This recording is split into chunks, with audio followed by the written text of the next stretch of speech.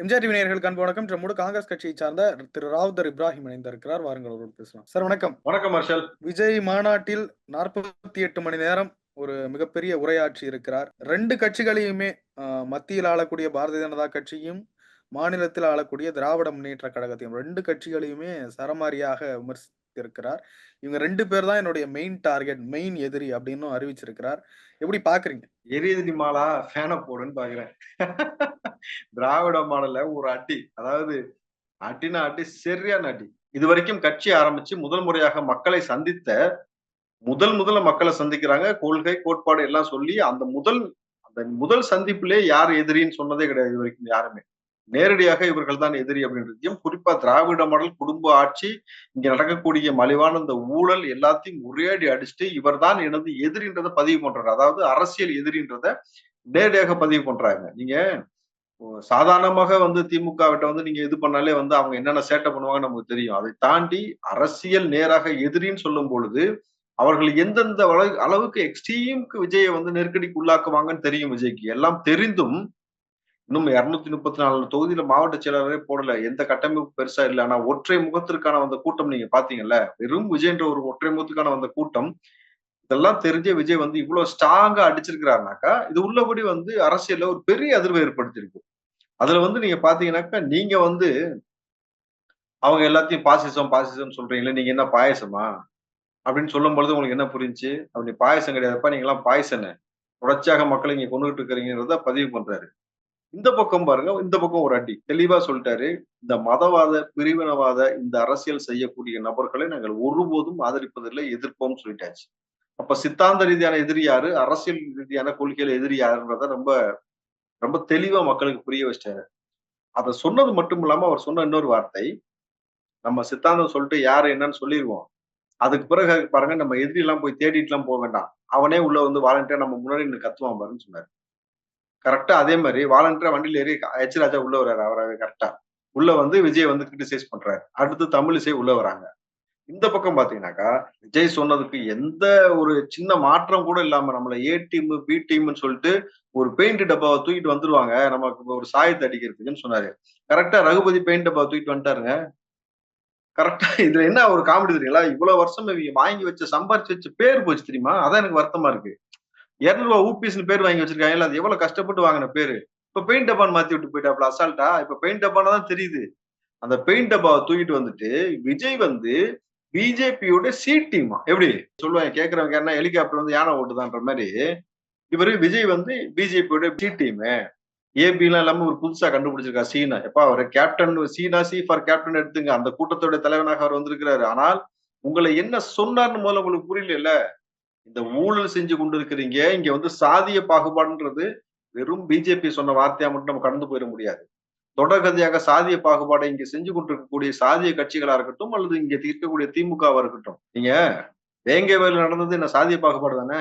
நாங்குநேரில் வெட்டப்பட்டது சாதிய பாகுபாடு தானே? இங்க இங்க இப்ப என்ன சொல்றது? அந்த கள்ளச்சாராயம் நடந்த இடத்துல நீங்க போய் பாருங்க. எந்தெந்த பிரிவினை சார்ந்த மக்களா இருக்கட்டும், இங்க ஒரு கோயிலுக்குள்ள போனாக்கா, கோயிலுக்குள்ள மக்களை கூப்பிட்டு போகணும். ஒரு அரசாங்கம் பாதுகாப்பு கொடுத்து. கோயில மூடுறாங்க அதுங்க. புரிஞ்சுங்களா உங்களுக்கு? இன்னொரு பக்கம் கோயில் பக்கம் நீங்க போட ஒரு பட்டியலத்தை சார்ந்த ஒரு நபரை திமுகவை சார்ந்த மாணிக்கம் என்ற நபர் அவ்வளவு அசிங்கமா ஆபாசமா பேசினாலும் நம்ம பார்த்தோம். அப்ப தொடர்கதையாக இதை தாண்டி நீ எஸ்சி தானேன்னு சொல்லி பேசுனது யாரு சார்? திமுகவை சார்ந்த பொன்முடி. எஸ்சி தானே, ஓசி தானேன்னு சொல்லி பேசுனது. மலமல்லும் சமூகம் சொல்லி பேசுனது ராஜா. உங்களுக்கு தெரியும். அப்போ தொடர்கதையாக திமுக அந்த சாதிய பாகுபாடுல உச்சத்துல இருக்கு. இன்னும் சொல்ல போனீங்கன்னாக்கா, நான் என்ன சாதின்னு கேட்டுதான் எங்களுக்கு சீட்டே கொடுப்பாரு கலைஞர்ன்னு சொன்ன பேசின காணொலி இருக்கு. நீங்க என்னென்ன சாதியோ அதை வச்சுதான் இங்க அரசியல் பண்ண முடியும்னு சொல்லி திமுக சொன்னதுடைய விளைவு இங்க அப்போ சாதியை தூக்கி மையமா இங்க வச்சுட்டு வேலை செய்யற சேட்டையை நிப்பாட்டிக்கன்னு சொல்லிதான் இன்னைக்கு அம்பேத்கரை அவர் கையில் எடுத்தது. ஏன்னா பிஜேபி ஒரு பக்கம் சாதியை கையில எடுத்துச்சு மட்டும் கிடையாது. நீங்க பாருங்க உணவு கலாச்சாரத்துல கை வச்சாங்க பிஜேபி. உடை கலாச்சாரத்துல கை வச்சாங்க. மத வழிபாட்டுல கை வச்சாங்க. பெண்கள் நிர்வாணப்படுத்தினாங்க அப்படின்ற ஒரு குற்றச்சாட்டு அவங்க மீது இருக்கின்றது இருக்கு இல்லையா? அதை தாண்டி இந்த பக்கம் வாங்க. இவர்கள் இந்தந்த சேட்டையெல்லாம் செஞ்சது பத்தது மட்டும் இல்லாம ஒட்டுமொத்தமாக இந்த மனித இனத்திற்கு இது வரைக்கும் உருப்படியான ஒரு விஷயமே செய்யாத இந்த திமுக என்ன மாதிரியான கபட நாடகம் ஆடினாங்க, அந்த விஷயத்த நம்ம எப்படி மக்கள் மத்தியில் எடுத்து வைக்க போறோம் ரொம்ப தெளிவா ஆக்ரோஷமா சொல்லி வந்திருக்காரு. நீங்க இந்த கட்சிய உள்ள நீங்க கை வச்சீங்கன்னாக்கா, அதுவும் திமுக தான் நேரடி எதிரின்னு சொன்ன பிறகு திமுக என்னெல்லாம் செய்யும்னு தெரியும். இப்ப திமுகவும் பிஜேபியும் 2 பேரும் எதிரின்னு சொல்லும்போது, அப்ப திமுக, பிஜேபி 2ம் சேர்ந்து என்னெல்லாம் செய்யும் பாருங்க. ஐடில இருந்து, இன்கம் டாக்ஸ்ல இருந்து, இடி என்னென்னமோ செய்றீங்க. நீங்க இல்ல பட் என்னதான் ஆனா செஞ்சு அவங்கலாம் கலாய்க்கிறாங்களே. நாங்க இத வந்து ஒரு சினிமா ட்ரைலர் மாரி தான் பார்த்தோம். இதெல்லாம் அரசியலாவே நாங்க பார்க்கல. அப்படின்னு தானே பேசுறாங்க அவங்க. வேற என்ன சார் சொல்ல முடியும்? அக்கீஸ வந்து கண்ல மாட்டிட்டு அழுகுறது வெளியில தெரியாம தண்ணி அவ்வளவு நம்பி நம்பி வருது. அதெல்லாம் வெளியில சொல்லுவாங்களா அவங்க? சொல்ல முடியாதுல்ல சார். நீங்க நல்லா பாருங்களேன்.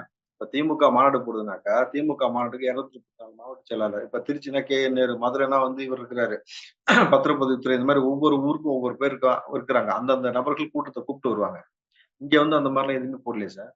234 தொகுதியில வந்து யாரையுமே பொறுப்பாளர்கள்லாம் பெருசா இல்லவே இல்ல. மாவட்ட செயலாளர்கள் யாருமே இல்ல. ஆனா விஜய் என்ற ஒற்றை முகத்திற்கு இவங்க சொன்ன அளவுல இருந்து எத்தனை மடங்கு? 5 மடங்கு அதிகமாக. உளவுத்துறைக்கு 5,00,000 பேர் வருவாங்கன்னு சொன்னா 20 கிலோமீட்டர் சம்பிச்சு போயிருக்கு. இங்க எத்தன லட்சம் வந்தான்னு தெரியல.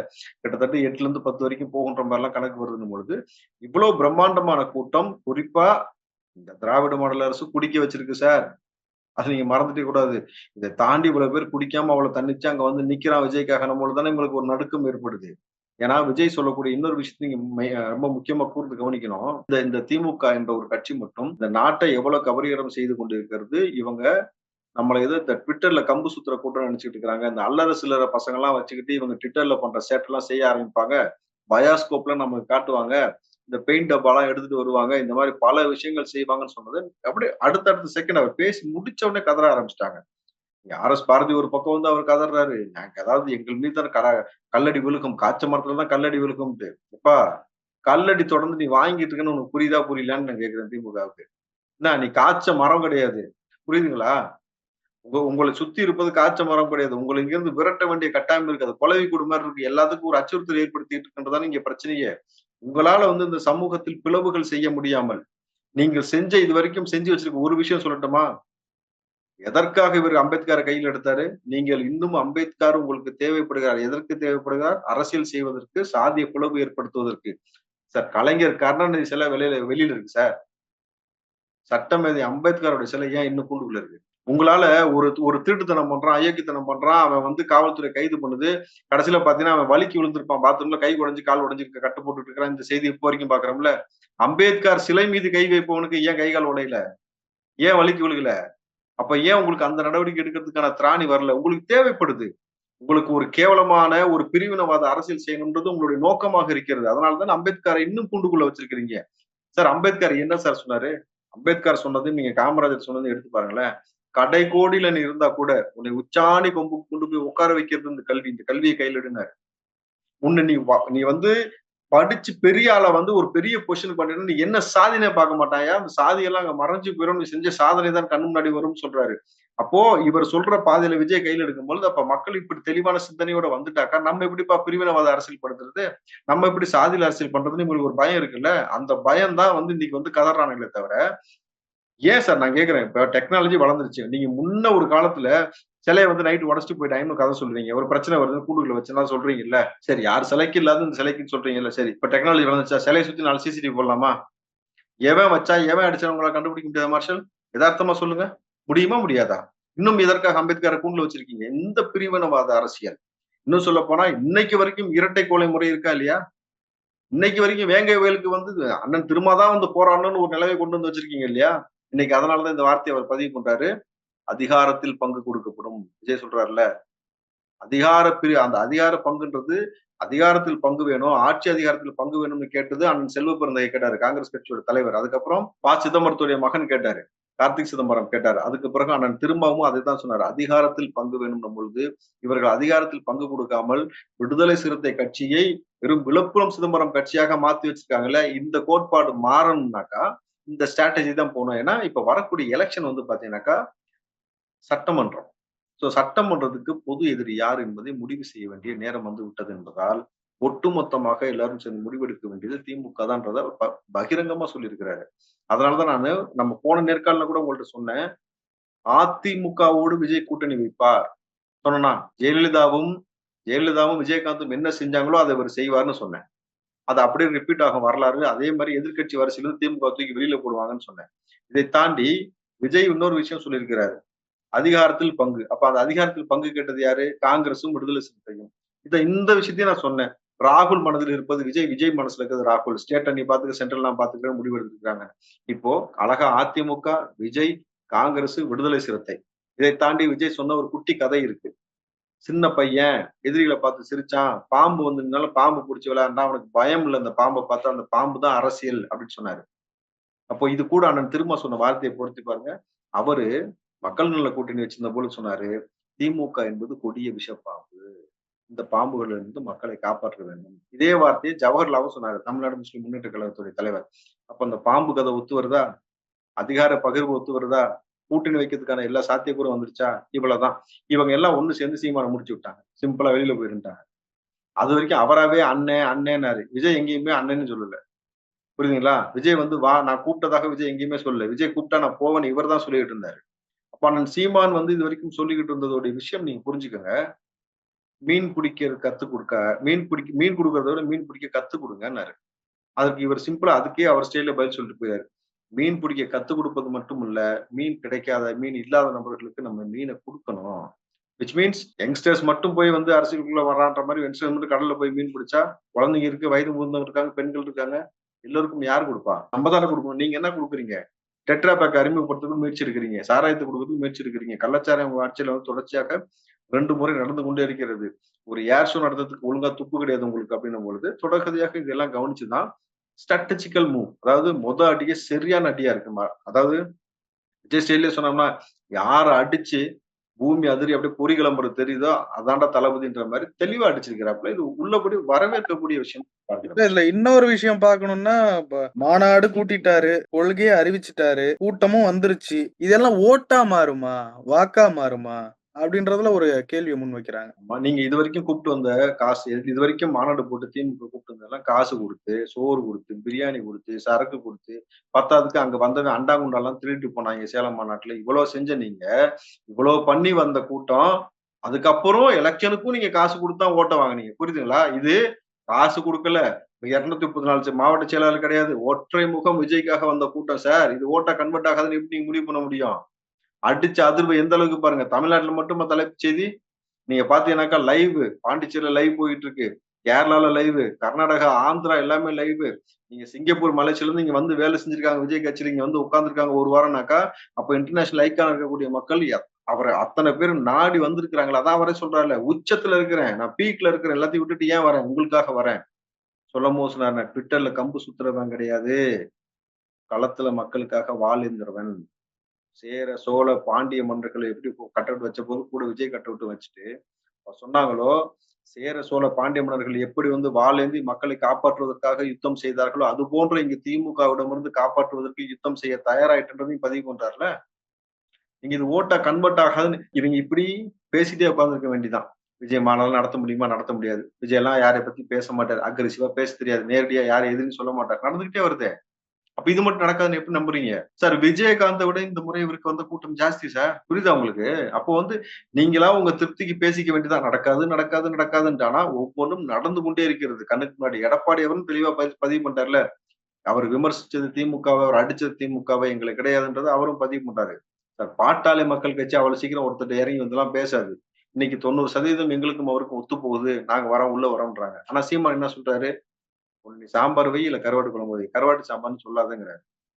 முரணாயிடுச்சுல. உங்களுக்கு புரியுதுங்கள? ஏன்னா காங்கிரஸ் உள்ள வருது, அதிமுக உள்ள வருது. சீமான் அவரால உள்ள வர முடியாது. அதனால வந்து சீமான வந்து ரொம்ப டாக்டிஸா வந்து விஜய் அவர்கள் பிரிச்சுட்டாரு. சும்மா வெளிப்படையா ஒரு அண்ணன், தம்பி அப்படின்ற மாரி நம்ம பேசிக்கலாமே தவிர, அரசியல் களம் என்பது வந்து it's not a game. It's a move. நம்ம வந்து நீங்க விளையாடுற விளையாட்டுலாம் அது கிடையாது. இது வந்து நகர்வு. நகர்வு ரொம்ப ரொம்ப முக்கியம். அப்பதான் ஆட்சி அதிகாரத்த கைப்பிடிக்க முடியும். இல்லன்னு வச்சுக்கங்களேன், 15 வருஷம் தனியா உட்கார்ந்திருக்க மாரி, சீமான் உட்கார்ந்திருக்க மாரி விஜய் உட்கார முடியாதுல்ல. ஏன்னா அதுக்குள்ளேயே வந்து இங்க களம் மாறிரும். அப்ப வந்து உதயநிதி அப்படின்ற ஒரு நபர்களுடைய கனவுல பெரிய அளவுக்கு மண்ண வாரி போட்டு விட்டாரா? சரியான இப்பதான் சொல்லுவாங்கல்ல, சாப்பிடுற சோத்துல ஒரு கை மண்ணு போடலாம்டா. ஒரு லாரி மண்ணா கொட்டுறதுன்ற மாரி இல்ல ரொம்ப அழகா உதயநிதி அவர்கள் காலைல பிரஸ் மீட்ல கேட்கறாங்க பத்திரிகையாளர்கள். அவர் சொல்றாரு, "நான் அதெல்லாம் இன்னும் பார்க்கவே இல்லங்க. பார்த்துட்டு உங்களுக்கு பதில் சொல்றேன்." அப்ப விஜய் அரசியல், விஜயனுடைய பாலிடிக்ஸ் அவர பெருசும் பாதிக்கலன்னு தானே அர்த்தம். அத பார்க்கறது கூட அவருக்கு டைம் இல்ல. அத கண்டுக்கவே இல்ல. "நான் வேணா பார்த்துட்டு சொல்றேன்" அப்படின்றாரு. லைவ்ல கூட அவர் பார்க்கல போலயே. இல்ல, இல்ல. எதுக்கு அவருக்கு டைம் இருக்குன்னு சொல்ல முடியுமா? அவர் சொன்னதையும் நான் சொல்லட்டுமா? 5 மாசமா மீட்டிங் போட்டு மழை வரும், வேலை செய்யுங்கன்னு சொன்னப்ப, நீங்கலாம் ஒரு ஆளு சொல்றதையா நம்ம கேட்கணுமான்ற மாரி அதிகாரிகள் எங்க பேச்சையே கேட்கலன்னு சொன்னாரு. கரெக்ட்டுங்களா? அந்த பதிவு உங்கள்ட்டயும் குடுத்தேன். நீங்களும் பார்த்தீங்க. அப்ப வந்து இவர் சொல்வதை அதிகாரிகள் யாருமே கேட்கல. அப்படின்னா என்ன அர்த்தம்? அதிகாரிகளும் இங்க பாதிக்கப்பட்டிருக்கான். அவனும் மனுஷன் தானே சார். நீங்க ஏத்துன பால் விலை, மின்சார விலை, வீட்டு வரி, பத்திரப்பதிவுன்னு எல்லாத்துலயும் பாதிக்கப்பட்ட அதிகாரி தான் வந்து உங்களை ஒட்டுமொத்தமா புறக்கணிக்கணும்னு அவன் முடிவு பண்ணிட்டான். அதனால வந்து புறக்கணிக்கப்பட்ட நபராக நீங்க மன உளைச்சல்ல இருந்து நீங்க பார்க்காம இருந்தா அதுக்கு நாங்க பொறுப்பு இல்ல. நீங்க கடைசி வரைக்கும் இப்படியே பார்க்காம கூட ஓரம் உட்கார்ந்துட்டு போங்க. ஆனா இங்க நகர்வுகள் வேற மாரி நகர்ந்து கொண்டே போகிறது. நீங்கள் அவருக்கு இணை நீங்க இல்லன்னு நீங்க நினைச்சீங்கன்னாக்கா, நீங்க தனி கட்சி ஆரம்பிச்சுட்டு வாங்க. விஜய் போல உதயநிதி தனி கட்சி ஆரம்பிச்சுட்டு வந்து களத்துல சந்திக்க உங்களுக்கு தயாரா? அந்த சேலஞ்ச் நீங்க ஏத்துக்கங்க சார் பார்த்துப்போம். சார் குறைஞ்சபட்சம் உங்கள அவ்வளவுலாம் நீங்க செய்ய மாட்டீங்க. உங்களுக்கு அவ்வளவு தில்லெல்லாம் கிடையாது. ஒண்ணும் இல்ல. நவம்பர், டிசம்பர்ல இந்த சேர்ந்தாப்புல 4 நாள் எங்கேயுமே தண்ணி நிக்காதுங்க. எவ்வளவு மழை வந்தாலும். அப்படி நின்னுச்சுன்னா என் பதவிய ராஜினாமா பண்றேன்னு எங்க கொண்டு போய் கவர்னர்ட்ட கையெழுத்து போட்டு குடுத்துட்டு வந்து சொல்லுங்க பாப்போம். பிரஸ் மீட் வைங்க பாப்போம். இத செய்யறதுக்கு உங்களுக்கு திராணி இருக்கா? சார் யாரோ பின்னாடி நீங்க யாருக்கு பின்னாடி ஒளிஞ்சுகிட்டே நீங்க அரசியல் செஞ்சுகிட்டு இருக்கிறீங்க சார். இவர் அததான் சொல்றாரு. நான் அந்த ஒளிவுலாம் கிடையாது. என்னோட கொள்கை என்ன, கோட்பாடு என்ன? இங்க வந்து பெண்களை வந்து பெண் தலைவர்களை வந்து தூக்கி கொண்டாடுறாங்களா இல்லையா? வேலு நாச்சியாரையும், இந்த பக்கம் பார்த்தீங்கன்னா, அஞ்சலி அம்மாளையும் கொண்டாடுறாங்க இல்லையா? அப்படின்னும் பொழுது இவர்கள் எல்லோரும் ரொம்ப ஸ்ட்ராட்டஜிக்கலா ரொம்ப ஒர்க் பண்ணி வந்திருக்கிறாங்க. இது சும்மா விளையாட்டு கிடையாதுல்ல. இந்த ஒர்க் பண்ணி இந்த அளவுக்கு வந்து இந்த இடத்துல நின்னு தன்னுடைய எதிரிய சொல்லிட்டு, மார்ஷல் நீங்க நல்லா நடிச்சு பாருங்க. இதுக்கப்புறம் ஒரு படம் நடிக்க போறாரு. காட்டுங்களா? இப்ப எல்லாரும் என்ன சொல்றாங்கன்னா, இந்த மாநாட்டுல பேசுனதோட சரி படம் நடிக்க போயிருவாரு. அவ்வளவுதான் இதுக்கப்புறம் வரவே மாட்டாருன்ட்டு. ஆனா அவங்களுக்கு நம்ம நினைவுபடுத்த வேண்டிய ஒரு கட்டாயம் இருக்கு. படத்துல நடிச்சுக்கிட்டே இருக்கும்போது தான் கோட் படத்துல நடிச்சுட்டே இருக்கும்போது தான் அரசியல் கட்சிய தொடங்குறேன்னு அனௌன்ஸ் பண்ணாரு. புரியுதுங்களா? இவரால வந்து எம்ஜிஆர் மாரி 2 பக்கமும் டிராவல் பண்ணி போக முடியுது. ரொம்ப ஸ்ட்ராட்டஜிக்கலா எத செஞ்சாலும், எத செய்யணும். இந்த பக்கம் நடிச்சாலும், இந்த பக்கம் மக்கள எப்படி பார்க்கணும், மக்களுக்கு என்ன தேவை இருக்கு, அத என்ன கொஞ்சம் செய்யணும்ன்ற அந்த ஒரு புரிதலோட போராடும் பொழுது, அதைத்தான் இன்னைக்கு அவர்கள் இபிஎஸ் அவர்கள்லாம் வரவேற்கிறாங்க. அதிமுக ஒட்டுமொத்தமாக வரவேற்கிறதுக்கு காரணம் அதனால தான். இன்னைக்கு வந்து பாருங்க, பாட்டாளி மக்கள் கட்சி வரவேற்குது, விடுதலை சிறுத்தை வரவேற்குது. இப்போ ஒட்டுமொத்தமாக எதிர்ப்பவர் யாராக இருக்கிறார்? திமுகவும், பிஜேபியும். அதான் விஜய் தெளிவா சொல்ட்டாரு. நம்ம கரெக்ட்டா நம்ம வேலைய செய்வோம். எதிரி அவனே முன்னாடி வந்து கத்துவான் பாருன்னாரு. கத்துறாங்க. ஒரே ஒரு வார்த்தை தான் மாஸ்டர். ரூ. 200 பேரு ரூ. 200 ஊப்பின்றத போய் பெயிண்ட் டப்பான்னு மாத்தி விட்டாரு. கொஞ்சம் வருஷமா இருக்கு. சரி பாவம். இவ்வளவு காலம் ஆயிடுச்சு. புது பேர் வச்சுக்கிட்டோம். பெயிண்ட் டப்பா பாய்ஸ் கதற வேண்டாம். ஏதாவது தேவைப்பட்டா சொல்லுங்க. கர்ச்சீஃப் வாங்கி அனுப்பிச்சு வைப்பாங்க. நேத்து விஜய் அவர்கள் தன்னுடைய கொள்கைகளை எல்லாம் நிறைய சொல்லிட்டு இருந்தாரு. கொள்கை, செயல் திட்டங்கள் இப்படி நிறைய அறிவிச்சிருந்தாரு. அதுல 2 விஷயத்த குறிப்பிட்டு பார்க்கணுமா, ஒண்ணு நீட், இன்னொன்னு சாதிவாரி கணக்கெடுப்பு. நீட்ட நிச்சயமா ஒழிக்கணும் அப்படின்றதுல உறுதியா இருக்கிறதா சொன்னாரு. இன்னொன்னு சாதிவாரி கணக்கெடுப்பு எடுக்கணும் அப்படின்னு சொல்லியிருக்காரு. எப்படி பார்க்குறீங்க இந்த 2 விஷயம்? உள்ளபடி வரவேற்கிறோம். ஏன்னா, இங்க மாணவ பிள்ளைகள் நீட் பயிற்சி மையத்துல அடிச்சாங்க. அவங்கள தூக்கி துன்புறுத்துனாங்கன்ற காணொலிய பார்த்த பிறகு கூட, நீட்ட வச்சு அரசியல் செய், நீட்ட வச்சு மக்களை ஏமாற்றி ஓட்டை பெற்ற இந்த திமுக, உதயநிதி கொடுத்த வாக்குறுதிய நம்பி, கழுத்துல கிழிச்சிருவோம், நீட்ட ஒழிச்சிருவோம்னு சொல்லி, அதுக்கப்புறம் மாணவ பிள்ளைகள் பாதிக்கப்பட்ட பிறகு கூட உதயநிதியால ஒரு அரசாணை அவங்க அப்பாட்ட சொல்லி வெளியிட முடியல. இல்ல இவரும் டெப்டி சிஎம் தான். இவராவது வெளியிட்டிருக்கலாம். நீட்டுக்கு வந்து இனிமேட்டு ஃபீஸ் ஸ்ட்ரக்சர் கிடையாதுன்னு சொல்லிட்டு. அனிதா இறந்ததை வைத்து ஒரு அரசியல். அனிதாவோட போட்டோ வச்சு உண்ணாவிரத போராட்டத்துக்கு வரும்பொழுது உதயநிதி பூ போட சொல்லி காலுக்கு மேலுக்கு இல்ல சார், காலுக்கு புது மாப்பிள்ளை மாரி வந்தது. அதுக்கு பிறகு வந்து இந்த நீட்ட ஒழிக்கிறேன்னு சொல்லி கூட்டணி கட்சி எல்லாம் கையெழுத்து வாங்கி அதை கொண்டு போய் வா காவால்டா காவால்டான்னு மாநாடு நடத்துனாங்க தெரியுமா? சேலத்துல உதயநிதி தலைமையில அந்த மாநாட்டுல தூக்கி குப்பையில போட்டு போனது. இதை கடந்து இந்த வருடம் 2024 அனிதாவுடைய நினைவு தினத்தன்று உதயநிதியிடமிருந்து ஒரு ஒரு பதிவு வரல சார். ஒரு ஒரு ஒரு ஒரு செய்தி வரல சார். அன்னைக்கு முழுக்க முழுக்க அனிதாவை மறந்துவிட்டு யார் ஞாபகத்துக்கு இருந்தா தெரியுமா உங்களுக்கு? Car race. Formula car race இன்னைக்கு ஓட்டிட்டு கிடந்தாரு. அப்போ அதத்தான் விஜய் சொல்றாரு. என் தங்கை வித்யா இறந்த பொழுது எந்த அளவுக்கு எனக்கு மன உளைச்சல் ஏற்பட்டதோ, அதே மன உளைச்சல் அனிதாவுடைய மரணத்திற்கு ஏற்பட்டது. அன்றைக்கு முடிவு பண்ணேன் இந்த விஷயத்தை எதிர்க்கணும்னு சொல்லிட்டு. அப்போ நீட்டை ஒழிக்கக்கூடிய வேலையை செய்யணும். அதனால நீட்டை மட்டும் ஆளுநரும் வேணான்றாரு பாருங்க. இங்க உட்கார்ந்துட்டு எல்லாத்துக்கும் இடைஞ்சல் கொடுத்துட்டு இருக்கிறேன்ட்டு. அதே மாதிரி சாதியவாரி கணக்கெடுப்பு. எல்லா ஸ்டேட்டும் எடுக்கும்போது ஸ்டாலின் ஏன் சார் எடுக்க மாட்டாரு? சாதிவாரி கணக்கெடுப்பு எடுத்தா இங்க இருக்கக்கூடிய சிறுபான்மையெல்லாம் சிறுபான்மையா இருக்காது. பெரும்பான்மையா மாறிடும். இவர்களை நீங்க பிஜேபியை காட்டி தான் சொன்னார்ல அவரு. பாசிசம் வந்துரும், பாசிசம் வந்துரும் சொல்லி எங்களை ஏமாத்தி பயமுறுத்திட்டே இருக்கிறீங்கன்ட்டு. இப்ப அந்த மாதிரி சொல்லி இங்க இருக்கக்கூடிய நபர்களை மேல வரவிடாம செய்யறாங்கல்ல. இந்த முறை மாற்றணும்ன்றாரு. ஒட்டுமொத்தமா ஸ்ட்ராட்டஜிக்கலா பாருங்க மார்ஷல். எல்லாமே கரெக்டா போயிட்டு இருக்கும்போது, இப்ப செக்மேட் கிட்டத்தட்ட வச்ச மாதிரி தான். அப்ப கூட்டணி கட்சி ஒருவேளை விஜய் இப்படி சொல்லிட்டாருன்னு சொல்லிட்டு திமுக நான் ஆட்சி அதிகாரத்தில் பங்கு கொடுக்கிறேன் கூட்டணியை காப்பாத்துறதுக்காக அப்படின்னு சொன்னாங்கன்னு வச்சுக்கலாம். இது விஜய் கிடைச்ச வெற்றியா இல்லையா? 50 வருஷம் 60 வருஷமா சொல்லாத ஒரு வார்த்தையை அவங்க சொல்றாங்கன்னும் போது அப்ப சொன்ன பிறகு திரும்பவும் சரி காங்கிரஸ் யோசிக்க மாட்டாங்களா? ஒரு சொல் பதிவு பண்ணதுக்கே இவங்க இவ்வளவு இறங்கி வந்துட்டாங்கன்னா அப்ப விஜய் கரெக்டான பாதையில கூட நம்மளும் சேர்ந்து அப்படி பயணம் பண்ணும் பொழுது நமக்கான ஓட் பேங்கிங் கூடும். ஏன்னா காங்கிரஸும் ஒரே செல்வ பெருந்தகை சொன்னது நம்ம பேசே ஆகணும். ஏன் காங்கிரஸ் தமிழ்நாட்டை ஆளக்கூடாதான்னு சொல்லியிருக்கிறாரு. அப்போ விடுதலை சிறுத்தையும் அதே மாதிரி சொல்லிருக்காங்க. எல்லாருக்கும் அந்த அதிகாரத்துக்கு பங்கு வேணும்னு நினைக்க இருக்கும் பொழுது இது கரெக்டான காம்போ அமையுது. எடப்பாடி அவர்கள் அதாவது குறிப்பா சொல்லப்போனா அதிமுக, இந்த பக்கம் வந்தீங்கன்னாக்கா விஜய், இந்த பக்கம் பார்த்தீங்கன்னாக்கா காங்கிரஸ், விடுதலை சிறுத்தை ஒட்டுமொத்தமா திமுகவை முடிச்சு விடக்கூடிய வேலையை பார்க்குறாங்கன்னும் பொழுது, அட்லாஸ்ட் மக்களுக்கு என்ன வேணும்? உணவு, தண்ணீர், இருப்பிடம், வேலைவாய்ப்பு இருக்கணும். அது இல்லன்னும் பொழுது இந்த கவர்மெண்ட் இருந்து என்ன பிரயோஜனம்னு ஒரு கதை இருக்குல்ல. அதே மாரி இவர்களை முற்றிலுமாக அகற்றினது மட்டும் தான் இந்த மண்ணுக்கு நல்லது. ஏன்னா ஒரு குடும்பம் உட்கார்ந்துகிட்டு ஒரு மாநாடு நடத்தினா கூட ஒரே குடும்பத்தை சேர்ந்த 3 பேருடைய கட் அவுட் தான் இருக்கு. எல்லா இடத்துலயும் அவங்க அப்பா பேரு, தாத்தா பேருன்னு இப்படி வச்சுக்கிட்டே மக்களை வந்து கபலீகரம் செய்யக்கூடிய இந்த அரசாங்கம், குறிப்பா அந்த திராவிட மாடல் நமக்கு தேவையில்லை. ஏன்னா, சமூக நீதி சவப்பெட்டியில் ஏத்தியது இந்த திமுக நமக்கு தெரியும். சமூக நீதி மட்டும் சவப்பெட்டில ஏத்துனா பரவால்ல. ஒவ்வொரு மக்களும் இங்க கொண்டு கொண்டு சவப்பெட்டில ஏத்திக்கிட்டே இருக்காங்கன்னும் பொழுது, இவர்கள் இங்கிருந்து விரட்டி அடிக்கப்பட வேண்டிய நபர்கள் என்பதில் ரொம்ப தீர்க்கமா விஜய் இருப்பது வரவேற்கத்தக்கது. வெல்கம் விஜய். நிச்சயமா வெற்றி நிச்சயம். சார், நெறைய விஷயங்கள பகிர்ந்து கொண்டீங்க. ரொம்ப நன்றிங்க சார். நன்றி.